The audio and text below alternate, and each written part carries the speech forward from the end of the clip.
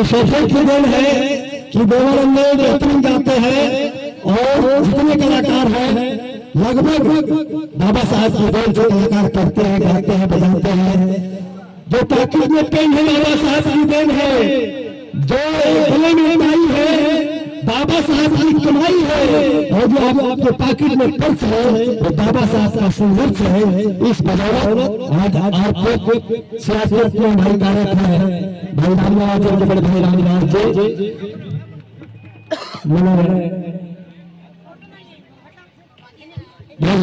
करते हैं।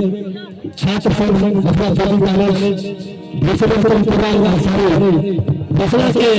छात्र संघ के अध्यक्ष है अमर भारती के अध्यक्ष मौजूद है।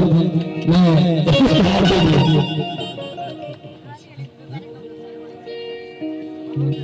और टार्गन जी बहुत पुराने हमारे रिश्ता तो अलग है लेकिन मित्र मैं मानता हूँ और क्षेत्र पंचायत सदस्य है, इसलिए बहुत बहुत आपको साधुवाद है। और रामविलास भैया सिपाही जी आप दूर खड़े हैं, ये मुझे महसूस हो रहा है कि आप सिपाही जी के बड़े भाई हैं जो कुल भूषण मंच में इस कार्यक्रम के ऐसे